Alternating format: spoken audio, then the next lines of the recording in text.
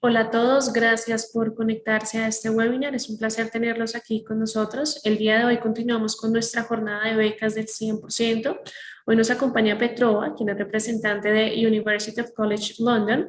Hoy nos estará contando un poco más sobre la universidad, sobre la oferta académica que tienen disponible y específicamente nos estarán hablando de la beca del 100% que tienen para dos beneficiarios de Ecolfuturo que hagan parte del semillero de talentos. Esperamos que toda la información sea de gran utilidad para todos ustedes. Al final vamos a tener un espacio de preguntas y respuestas, entonces si a lo largo de la charla o al final tienen alguna duda, la pueden escribir en el cajón que está en la parte inferior de la pantalla, que se llama Q&A. Entonces ahí esperamos que responder todas las dudas que ustedes tengan. Petrova, thank you so much for joining us and for your time. You can start. Thank you so much and welcome to the UCL presentation. As I've been introduced, my name is Petrova and I am the Student Recruitment Officer for your region in Latin America. And it's my job to kind of reach out to potential students in the region and to help you if you do think about applying to our university. Today's talk is really just a brief overview of UCL and again the opportunity to ask some questions. So I'm assuming that you are interested in studying in the UK and there are lots of different universities there. So I'm very pleased that we have the opportunity to present UCL to you. Now, the purpose, like I said, of today's talk is just really to offer some helpful information to help you decide if UCL is a kind of university that you would like to study, and also just to give you a bit of an idea of the type of students as well that we'd like to receive applications from. And hopefully this will help you make the right choice about whether you would like to submit an application. So I'm just going to show a very short video. It helps to break it up a bit, just of UCL. So if you just bear with me for a second, I'm going to play a video that will give you some more information about our university.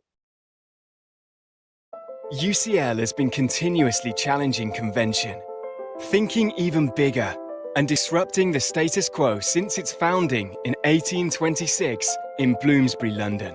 Today, UCL's values continue to inspire, impact, and move the world forward, more so than ever before. While diversity, inclusion, gender, and social justice have become the latest campus buzzwords, these once radical ideas have guided UCL since the beginning. Inspired by philosopher Jeremy Bentham, UCL opened up university education to the many, not the few. UCL was the first university in England to welcome students of any religion or social background, welcome women to university education, offer the systemic teaching of English, law and medicine. With 44,000 students from over 150 countries around the world and a network of 300,000 alumni strong, UCL is still steadfastly guided by Bentham's beliefs and continues to impact the world in ways beyond Bentham's wildest imagination. Today, UCL is London's global university, pioneering new approaches to teaching and learning and leading the world with our groundbreaking research across a huge range of disciplines, many consistently ranked among the top in the world. From climate change to COVID-19, infant mortality to social inequality, the world is facing huge challenges. At UCL, we're determined to solve them. UCL has always been the place for problem solvers, doers and brave thinkers, driving the next generation of progress.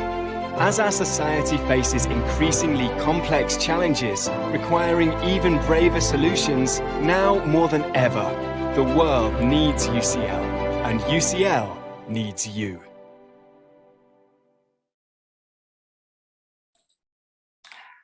Thank you for watching our short video.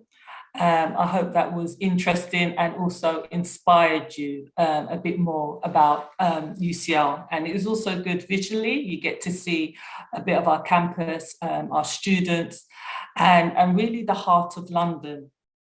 Now, some of you may have heard of UCL before, some may not have, but it's just good to point out that UCL is ranked 8th in the world by the QS rankings for 2022. So this is something that we are very proud of, and a lot of this is related to our student feedback and research and multiple different things that help to identify us and our quality of education. Some of you, hopefully everyone will be able to take away something from this presentation, but not only is our university based in London and is one of the sort of top 10 universities, we are also very unique in our brand, I suppose, and in our ethos. We mentioned a bit about Bentham, we founded our university on his principles. And that was really about inclusivity and really welcoming people from overseas and welcoming women into education when this was very much unheard of at the time. So UCL, we still carry those traditional values, but in the new world. And our research is out there trying to make huge impact as well in many different areas. In terms of the types of students that we like to look for, we mentioned in the video, we're looking for people that like to challenge conventional thinking, that are curious and want to discover more about the world that they live in. So we're known as a global university, and we have students and staff from all over the world, and we welcome students, especially from this region and from Colombia that come to our university. We are also the home of innovative research and 30 Nobel laureates. And it's a very exciting and dynamic university to be able to spend some time in to develop your knowledge, your skills, and also your network of people. I'm just going to move down. Our university, we are reaching the headlines. We are constantly in the press. Our research is very credible. And this is not just the UK press, but we're an institution that is impacting and a leading voice around the world, whether it's Bloomberg, whether it's Time magazine, CNN. UCL is an institution that is able to, have their voice heard because of our research and the influence that our academics can voice on very serious issues that are happening around the world.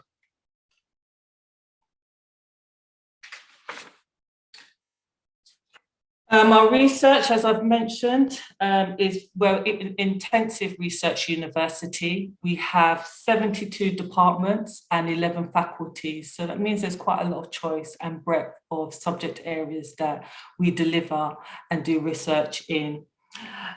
This allows us to see problems from different angles because we have so many different faculties, and students are encouraged also to follow this ethos, so in terms of learning from all of the different faculties as well. We have a connected curriculum as well, and we like students to try and take an active part in research if they can. Recently, we had students that helped to create some breathing apparatus with Formula One in terms of helping with the COVID. And this particular apparatus was developed with UCL and our students and Formula One. That was done within a matter of literally a couple of weeks and was rolled out to hospitals to help them fight the COVID. So there's all kinds of different types of research that's going on. So that was obviously something that's very current, but our research also includes climate change, children's welfare, equality and justice. So there is a wide range of impact and big issues, sustainability as well. We're a university that tries to encourage zero impact in our global footprint and sustainability, and is something that we are heavily involved in terms of research and influence. Now, you can study a vast array of different subjects, and if you're applying for the scholarship with the Futuro, then you need to just double check what programs or areas that they do cover. But with UCL, we have everything from arts and humanities, brain science, built environment, engineering, education, law, life science. The list goes on, and we are seen as a leading voice in and academic institution in all of these areas. So, you know, if you do come to study with law with us, or whether you come to study something in the medical field, it is something that will be world recognized from UCL University. We have over 20,000 graduate students from 150 countries. So we have a very big population of students from that are studying master's programs at UCL, and lots of them come from all over the world. So it's a very mixed and diverse cohort of students.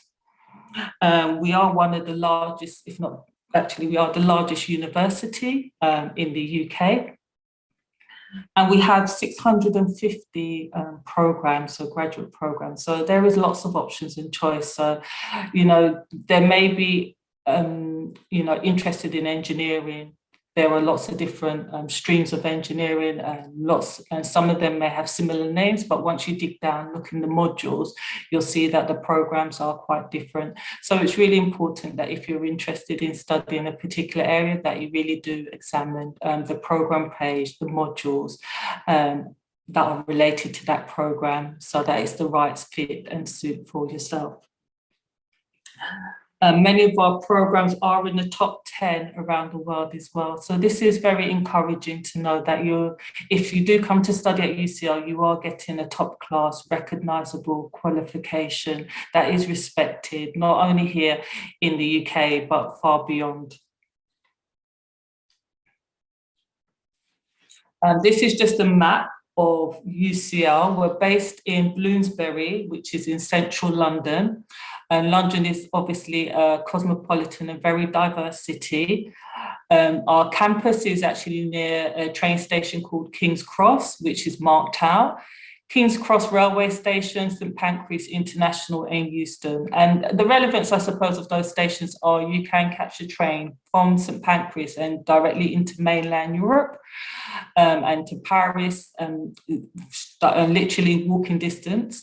But also you're near, in central London, you're near the British Museum, we're next to the British Library, Houses of Parliament are not far away. So it's the centre of commercial trade, finance, creative industries, museums and history. So all of this is all centered in London, and we're in the heart of it. So it just makes a really exciting place to study. Lots of other good universities are located in central London, and also nearby us, we have other universities like SOAS is a university that's near us, Birkbeck, and a few others are located in that area. So there are lots of different student accommodation, as well as a commercial area and also a tourist area as well. So that's a bit about the area. And a lot of our student accommodation is near there. We've also just opened up a campus in the east of London, which is where the Olympic Park was, and we will be delivering some of our master's and postgraduate programs there, and we have accommodation there as well, which is brand new. And this is by the former Olympic Park. As in the video, it just mentioned that we have over 44,000 students from 150 countries.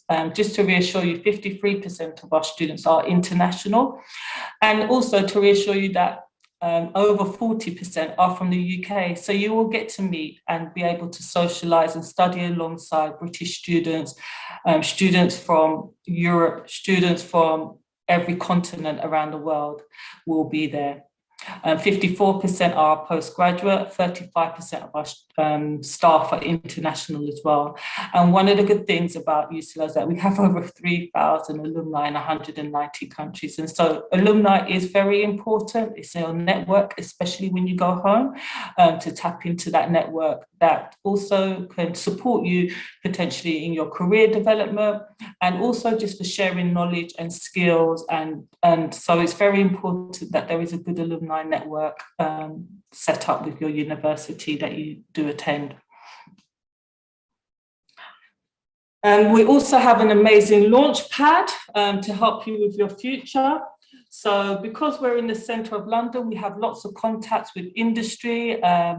We also have, it's a finance hub, but we have a careers centre and a careers team, and with specialist careers advisors for different industries.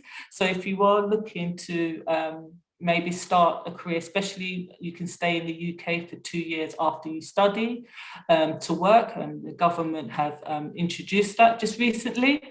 And if you need help or support, then we are definitely there. We don't underestimate the value of having a university that can help you to progress your career rather than just academics.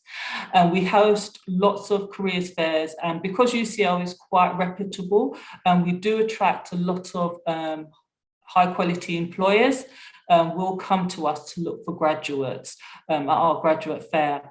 And if you need any, we also look for internships as well. Like I said, employers look for graduates from us. So there are lots of opportunities. It's just whether you want to take advantage of that.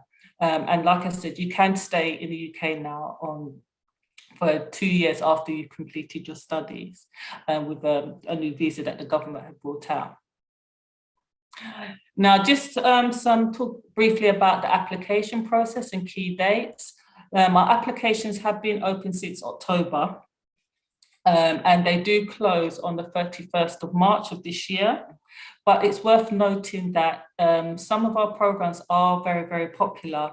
And if they fill up, because we have a rolling application process, that means as soon as we get the applications, they will start to process those applications. And so if we fill up the spaces before March, that means that the closing deadline would be brought forward for that particular program because they've already maxed the capacity. So it's always in your best interest to apply as soon as possible, especially for highly ranked universities. You need to identify the program you wish to study. And earlier I mentioned, because we have so many, and some of them have similar names and they're in the same school of academic school, it's really important that you really do review the program and the modules so that you do select the correct program to apply for. You can apply to up to 2 programs as well at one time. Check the entry requirements, and on every page there is a section for internationals, so you can have a drop down. There's a drop down box where you can select your country and it will convert the entry requirements into what we would expect from your home country. So if you go in there and you just click on Colombia, it will just bring up what we would expect. You need to check the application deadline, as I mentioned, submit your application. You can wait for a decision now.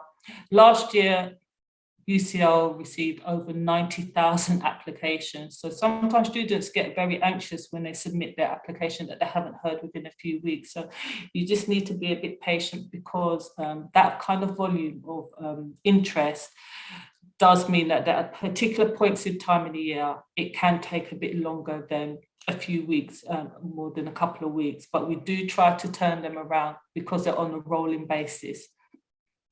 And some programs do require you to pay a tuition fee, there is an application fee, which you may need to submit on application, but you need to check with your program because some will charge and some don't. So you do need to check that. And then if you have been given a decision, then you'll be advised about paying a deposit. Just moving on a bit more about the postgraduate tour application.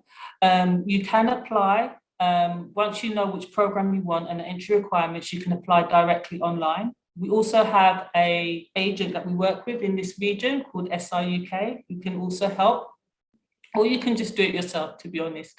It just depends on the level of support you might need in your application process. We complete your application on our online portal. You would have to do that regardless. You have to do that.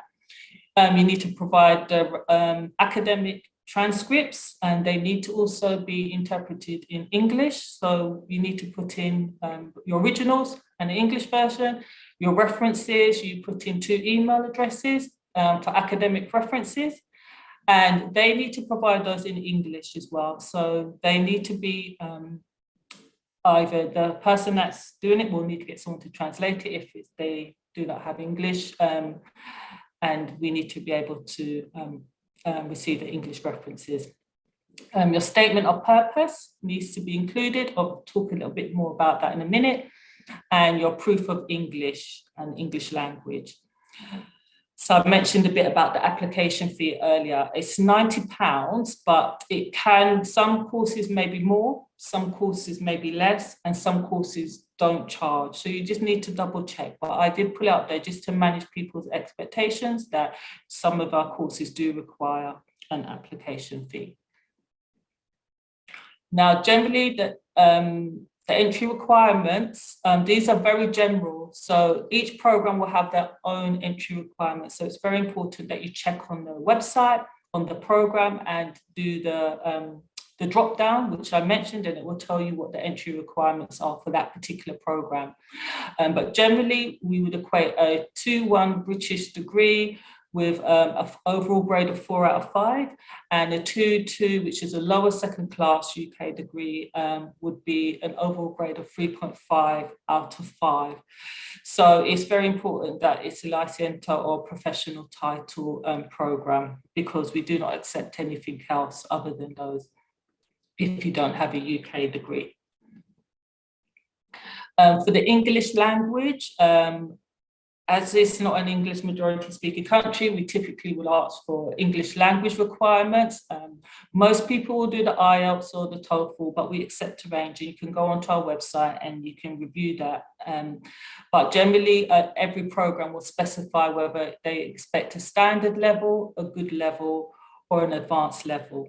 And what does a standard level mean? Well, on our website, it will tell you, but for a standard level on IELTS, we would want an overall grade of 6.5 with 6.0 in each subtest. So this is quite a nice breakdown. And then again, if you look at the TOEFL, it would be an overall grade of 92 with 24 out of 30 in reading and writing, and 20 out of 30 for listening. So we break down, it doesn't matter regardless of which English assessment you take, that we recognise. So you need to double check that we recognise it on our website first, but IELTS and the TOEFL IBTs should be acceptable. Also, if you're making an application and you haven't completed, or you do not have your results back for your English language assessments, you can still submit your start the application process, and then you can submit your results and your transcripts for your English language once you have received those. But do not wait until you've done and completed and have that before you start your application if you're confident you want to apply. Your personal statement. Personal statements are very, very important. Earlier I mentioned the volume of applications that we get, and we get many that meet the minimum and exceed the minimum academic entry requirements, also the English language. So this is where the personal statement is extremely important, because this is where you demonstrate your passion, why you want to study at UCL, what interests you about that program, but also demonstrate your own personality in a way that enhances your statement. So you need to think about what's inspiring you, your career, about your experience, academic and any work experience you have. Have you done anything extracurricular that is related to the program that you're applying to? So we do want to hear about those in a concise manner, but also that is reflects your personality as well. So we want to see a bit about who you are through your answers. So please don't underestimate the personal statement. We do read them all as well, and try to avoid using cliches or try to keep your statements quite concise as well. And just get somebody to check it before you submit it to see, okay, does this sound like me? Am I hitting some of those right points as well? So yeah, never underestimate the personal statement. It really is an important process for applying for postgraduate programs. Let's go move on. Yeah, so just to reiterate, like with over 90,000 graduate applications last year, UCL is a highly competitive institution, but it's not impossible because we do accept thousands of students to come and study with us. So, you know, it's not an impossible task to be able to be offered a place at UCL, but obviously you need to take your time over your application, your supporting statement, making sure you have your references as well on time, and meet at least the minimum entry academic and English requirements. So yeah, we do encourage applications from, you know, all over the world.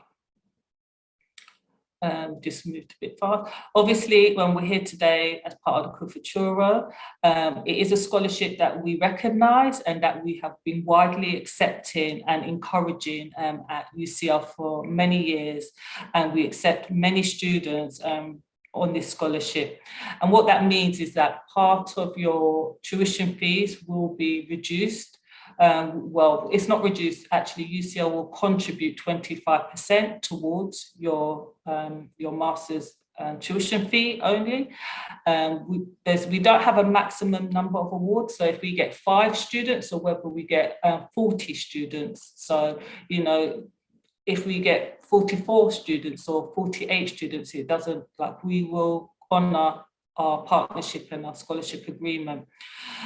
We also do 2 awards that are 100% tuition fee provided, sort of, you know, contributed by UCL as well. So there are only a few, and those are for non-clinical awards. And you do have to be awarded a loan scholarship through Kufutura. But there are other sources of scholarships. So if you're interested in a graduate research scholarship, we offer those, overseas research scholarships. So the best thing to do is to look on our website at the Ucl Scholarship Finder, and you can put a search in and it will come up with different funding opportunities as well.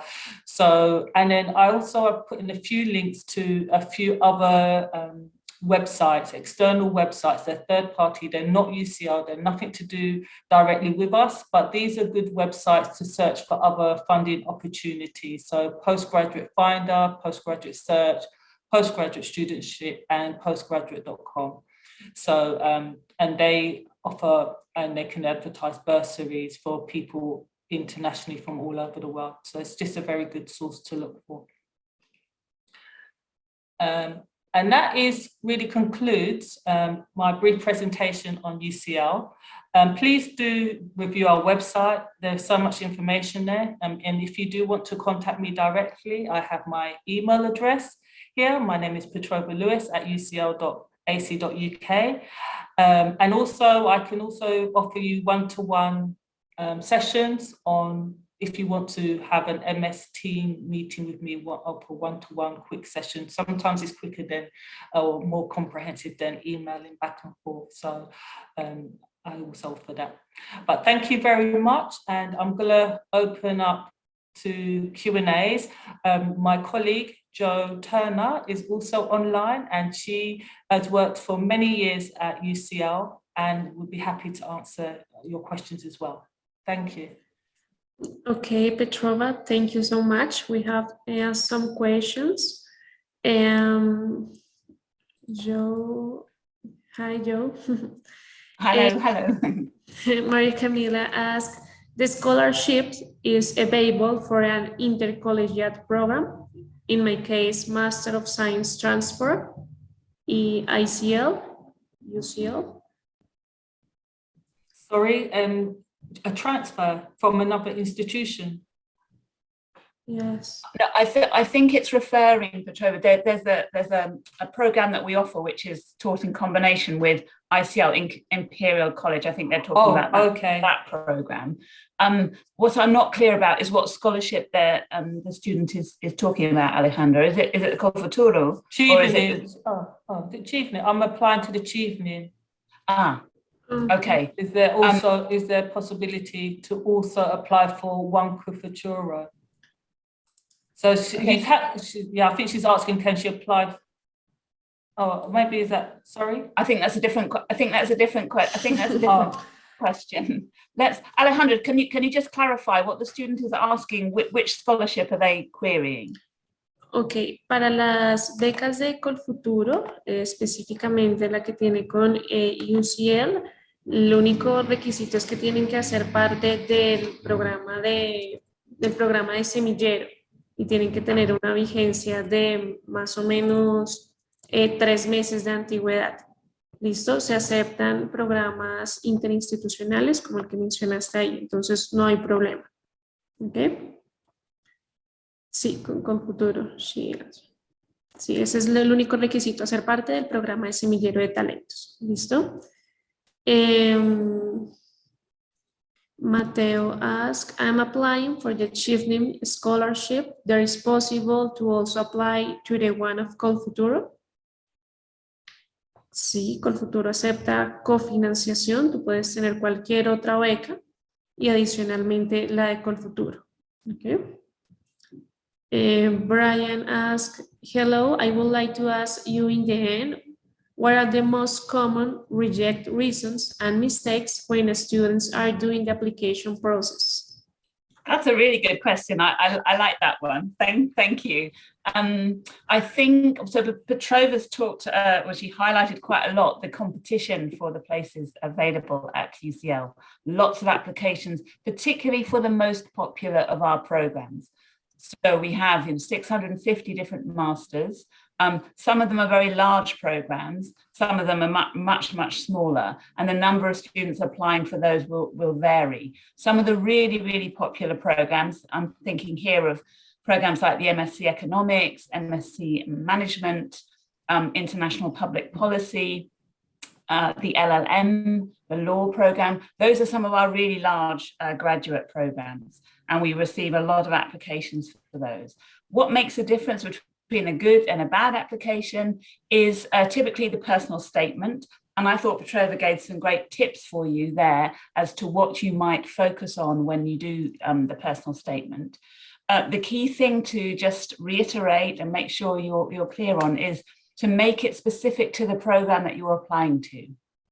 So it's never a good idea to use a generic piece of writing which you've written and you use that to apply for various different programs, because that doesn't give us the level of detail and the level of interest and show the research that you've put into a particular program.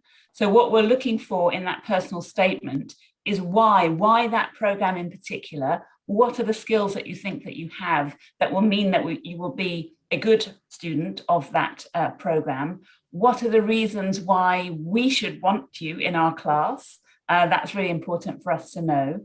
What do you hope to get out of the program for you personally? And what do you hope to bring to it? So what will we, as UCL, what will we get out of you being a student in our class? And I think if you're really quite thorough about addressing those points in your personal statement, and of course you must make sure that you are going to meet the minimum entry requirements, that's also important.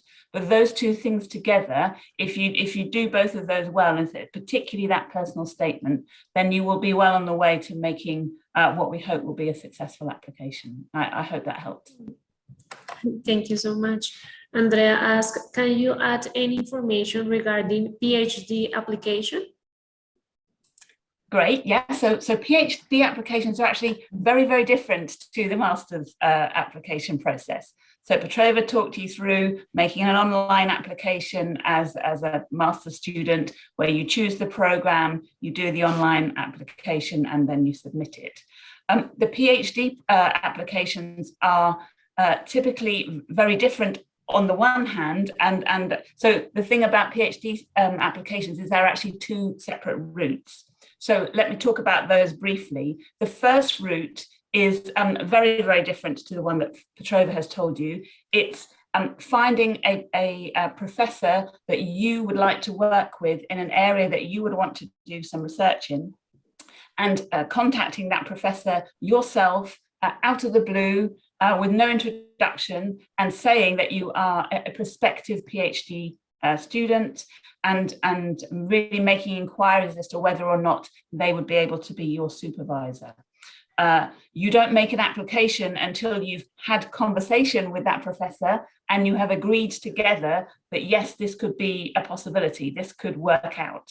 And when you have had, as I say, a number of conversations via email and perhaps met online, then the last thing you do is submit an application, which the professor will then endorse and say, I wish this student to come and work with me. So that's one way of doing it. And there's some really quite detailed instructions as to how to write that first email. That can be quite a challenge. How do I contact, a professor who doesn't know me? How do I make that first email contact?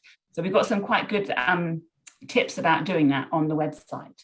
And there is a second way to apply for PhD programs. You will find on our website under research a number of distinct and discrete PhD programs which have been put together. If there is a program in the area you're interested in, for example, neuroscience, then you will find that you can make an application there and it will be done online in the same way, and instructions will be on the website. But just to be clear, the list of PhD programs looks very small if you look at that list. That's because it's not taking into account that any of our professors across any of the 72 different departments would be open to you approaching them directly and trying to work out whether or not they can supervise you. So I hope that gives you an overview, quite a lot for you to go away and look at now on the website. And if you have any more questions having done that, then please give Petrova an email, and then we will explain the process a bit more for you. Thank you so much. Nikolai asks, are there any specific scholarship available for Latin American students that we might get access to? So nothing specific for Latin American students at UCL. Our scholarships tend to be general and open to the large numbers of students who we have from all over the world, as Petrova mentioned. So the key thing is to use the Scholarships Finder, and we gave you the link for that. And perhaps actually, Petrova, you can just pop that in the chat again, that link for the Scholarships Finder, where you can, as a student, say where you're from, what you want to study and at what level, and it will sort through and give you a little list of things that you may be eligible to apply for. So that's the first thing. And the second thing is to say that the situation changes all the time. So we are always looking for more scholarship opportunities for our students. So please, if you see a list there at the moment, make sure you check back in 2 weeks' time, in 4 weeks' time, because it does change. It is dynamic. So hopefully there might be something there for you. Can I apply to any program of UCL, or are there some programs that don't apply for the scholarship? I think that sounds like a col futuro question. It's to do with, I think, the subject areas, isn't it, that you will support, Alejandra?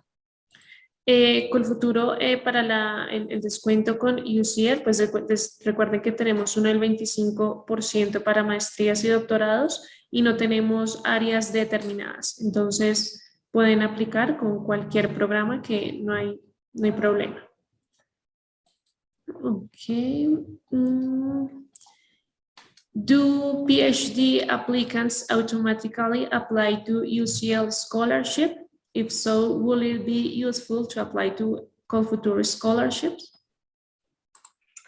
Okay, so funding for PhDs, typically it might come from a number of different sources. What we suggest always is that you check the Scholarship Finder that pulls together the sources of funding, the typical ones that we are familiar with. Some of the PhD funding is only available for UK nationals. And so what we suggest in the conversation that students have directly with the professors that they're interested in working with is that somewhere, and probably not in the first conversation, but further along the line, you start to talk about financing and possible scholarships, because sometimes there are pools of money which are not administered centrally, but which departments and specific research groups have control over, and therefore they can decide how they distribute that money. So it's definitely worth talking to the department, the particular research group, and indeed the particular professor to find out if they're aware of funding that other students, other international students have used in the past. Okay. On the PhD application question, for the economics PhD, another path to the pursue a PhD is to apply to the Master by Research in Economics, right? Okay, so glad someone's mentioned the MRes, the Master of Research. There are a few of those programs at UCL. In fact, it's not, just to be clear, it's not an alternative path into a PhD program. So that's to say it doesn't necessarily lead on automatically to doing a PhD. A PhD is a distinct program, as is the Master of Research. However, of course, the clue is in the title, in that you are learning some very valuable research skills, which if you do then want to go on and pursue your research further, will be very, very helpful to you. But the program itself is a distinct program. The Masters of Research you will apply for, you will finish and complete, and only then will you, if you have taken steps to do so, will you then move on to the PhD program. And one final thing about PhDs at UCL, which we often get questions about, is that when you first register, if you are successful in being taken on either as a PhD student on a distinct program or via a professor, you will at UCL, you will always, first of all, be registered as an MPhil candidate. So although we expect you to continue on to do a full PhD program, the initial registration at UCL will always and invariably be for an MPhil. And then we see how you go for the first 12 to 18 months. And as long as you are making that right progress to be able to complete a PhD in the 3 or 4 years that it typically takes, then we will switch your registration after that 18 months. And you will continue, you don't have to start again on the PhD, you will continue on track. But just to explain that, because we sometimes get queries about that one. Are there still available places for the LLM program for the 2022 and 2023? Actually, Petrova, would you mind checking what I think that's the standard date. Let me just check for the LLM, just in case. Thank you, yeah. So Petrova talked in her presentation about what we call the general UCL deadline for our master's programs is the 31st of March.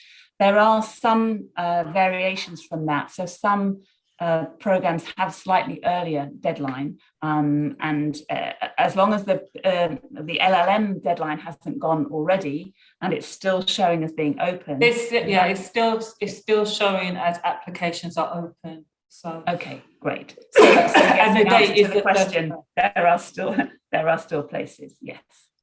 Mm-hmm.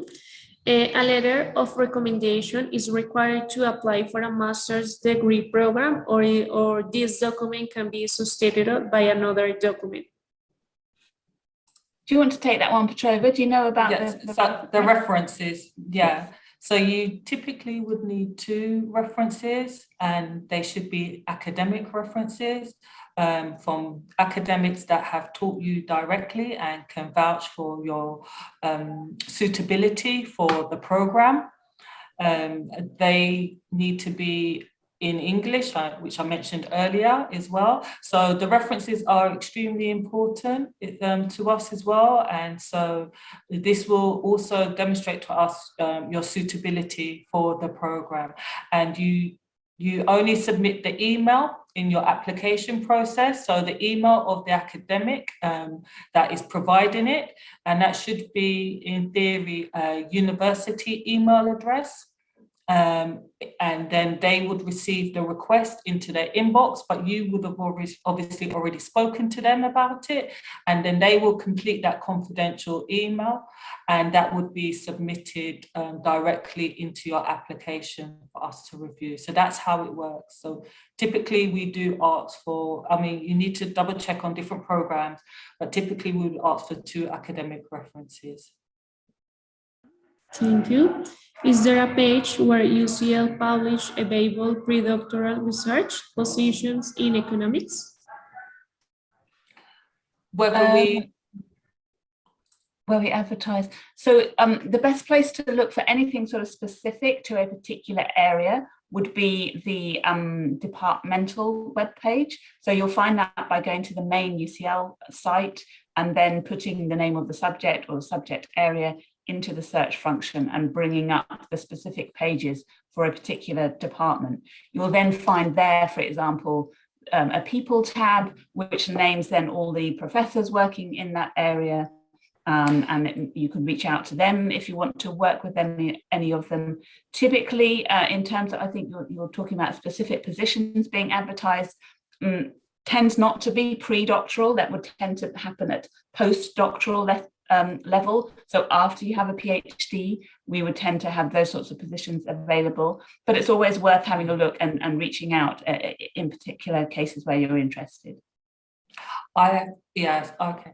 And yes, you'll have a link there to the faculties as well. So there's. If your master degree supervisor doesn't provide a letter of recommendation, does it reduce your chances to be admitted to a PhD? Sorry, I didn't quite catch that. Did you hear that, Joe? Yeah, sorry, I can take that one. That's fine. So in terms of the letters of recommendation, we always get a lot of questions about this. So I'm not surprised that we have a few today. I think it's really up to you who you ask to write a reference for you. You need to bear in mind that hopefully that person should be able to talk about your relevant studies that are relevant to the program that you want to be applying to, and who can talk about your what you have achieved so far, and also your potential of studying at a higher level, which is what you're going to do. But of course, the added complication or the added thing to think about is this needs to be someone who can write in English. And so that may slightly alter your idea as to who you ask amongst your professors. I think if it was someone who supervised a master's program, which is directly relevant to your PhD program, it would be quite a shame if you couldn't ask that person to endorse your application, to write a reference for you. But it certainly wouldn't be dismissed as saying, oh gosh, we don't have a reference from the master's supervisor, therefore, we can't look at this application closely. So it's really at your discretion. But remember, yes, to try and choose people who can help your application along. You do the hard work by filling in the personal statement and really telling us why we want to have you as a student, but your professors or the people writing your references help you along. They will hopefully they will then contribute and show that what you have said is actually what they would then echo, and together that gives a really good impression of someone who is the sort of student that we are very keen to have. So I hope that gives you some idea. Okay, the application deadline is on March 31. It is too late for applying yet because we have only 2 months, or doesn't it increase the possibilities or reject application for the students? It's not too late, sorry. No, you go ahead. I was just going to say, it's not too late to apply. It just really depends on your program and the closing date for your particular program or whether it's being filled. We accept applications on a rolling basis. So as long as there's space, it won't negatively impact your application if you submit it closer to the deadline. All we just ask is that you meet the deadline, because anything that we receive after will be seen secondary as opposed to what ones we still have in the pipeline. Okay. Does UCL help prospective graduate students in the accommodation process? Yes, we have we do have an accommodation team, and UCL has lots of accommodation for students, including postgraduate students, if you've not lived in the UK previously. So we can offer postgraduate master students accommodation, but we give preference to students who have not stayed or studied in the UK prior. And our accommodation, most of it is walking distance from our main campus in Bloomsbury, that video that I showed you. But I also mentioned that in the east of London, we have a new campus called East London, and we have brand new student accommodation for postgraduate students there as well. So that's a really vibrant area. We have a link on the chat to our accommodations team, and they will tell you about the different, there's lots of information there, the different types of accommodation and the different prices for the accommodation as well, and the different preferences you have. So whether it's you want something with your own bathroom, or you want something that's walking distance from the main campus. So they are there to help as well, and there's lots of information. Now, you can't apply for your accommodation before you have an offer. So you need to have an offer first before you can apply. Because if you imagine, if we have like 90,000 applications and 90,000 people apply for accommodation and not many get offers, it can clog up the system. So we ask that you have an offer, and then you'll have a short deadline to apply. Jo, do you know the deadline? Is it Yeah, so it's the 30th of June in okay. the year that you will begin in September. That's the deadline for applying for UCL managed accommodation.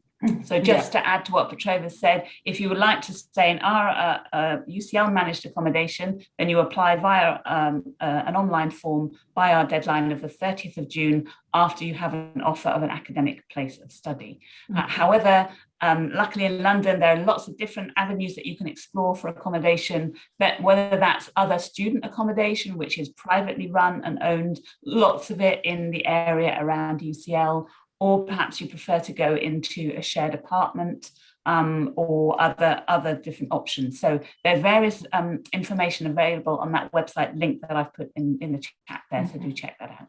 Yeah, you can also have accommodation, apply for accommodation with other universities called our Intercollegiate Accommodation. So it's where you can have shared accommodation with some of the other university students. So that's nice because you get to mix with some students outside of UCL as well.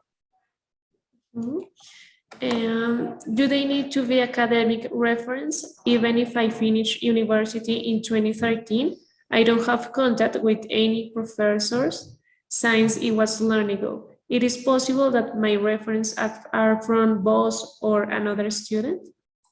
Yeah, that's a tough one, and that's one also that we get asked quite often. In terms of the length of time ago that you were a student, so 2013, that's 8, yeah, that's a long time ago. If it's possible, if you had one contact, or if you could get in touch with someone in the department where you worked to get one sort of academic reference, that would be helpful, depending on the program. I should qualify that. If you're applying for something like the management program, which is very practical in basis and really had little to do with your previous academics, perhaps, then if you're working at the moment, working in business, then getting professional references is absolutely fine, and there wouldn't be any query about that. I think, yeah, if you've graduated in the last, up to say the last 5 or 6 years, then at least one academic reference would be expected. And certainly if you want to go down a more sort of academic subject route, then that would be essential. So applying for something like a master's in philosophy of science, we wouldn't expect to see a professional reference there. We'd expect to see someone who can talk about your academic background. So so the subject is one thing to consider, but also, yeah, the length of time between when you finish your studies and now you're starting. So generally we say anything with, say, up to about the last 5 or 6 years, we would be looking for at least one of those 2 references to be academic. But yes, of course, we understand as it widens, as you get further away from being a student, then maybe you don't have any contacts there. So having professional references is absolutely fine. For any reference, I would just steer away from asking someone who is sort of in the capacity of a friend. That's never a good idea. So try and keep it either professional or academic to student, or where there's a different relationship dynamic. What kind of questions does the interviewer usually ask to be accepted at the UCL, whether for a master or doctorate or PhD? What kind of questions for an interview? What kind of questions? Yeah, so actually the good news is we don't really interview. So Petrova talked about the 90,000 applications that we received last year. And if you can imagine how many applications that is and how long it would take us to be able to interview every application that we read, we would spend all our year just looking at applications and doing interviews and nothing else. So actually, when the volume is so high, what we have to do is to filter that really just by reading the application. So in terms of how we approach that massive task of going through those applications, the first thing we look at is, do you meet the minimum entry requirements? If you don't, then you will very quickly, I'm afraid, be on the no pile. So that's how it goes. So that's the first thing that we're looking for. Have you already, or are you predicted to meet our entry requirements? If you have, or if you will, then we read on the rest and the whole of the application, taking particular interest in your personal statement, as I mentioned, and then looking at the references. And it's important then that we have those references so that we are looking at the complete application. For people who we like the look of on paper, we will typically make them an offer. So the decision will be based purely on what you've written in your application. We don't tend to want to have the time to spend to then interview people. On a few occasions, people might want to have a conversation with someone. It might be if it's to do with a particular project. Certainly if it was a PhD application, they might want to have a conversation about, finding out what the person's specific interest is. But really for all our master's programs, decisions are made on the basis of the application that you write. So definitely worth spending time on the written application, and no need to worry about interview questions. Okay. And our last questions: how long is the work authorization granted to graduate of master's degrees? Great question, and because that's changed recently, and we're really happy about this change, because it's something that people like Petrova and I, who work in universities, we've been wanting to see this for a long time, and now we're very happy that the immigration rules have changed. So if you're coming in to do one of our master's programs, then you are then allowed to stay on in the UK for up to 2 years on a different sort of visa. It's a graduate visa, so you could then work for 2 years before then returning to Colombia. So there are information about that on our website if you'd like to have a look. And if you have any more questions about it, then you can reach out via email. Thank you. Okay. Thank you so much, Petrova, for being here and for doing the presentation. All was very useful. So thank you so much, and have a nice day. Thank you so much. Thank you, everyone. Bye-bye. Bye.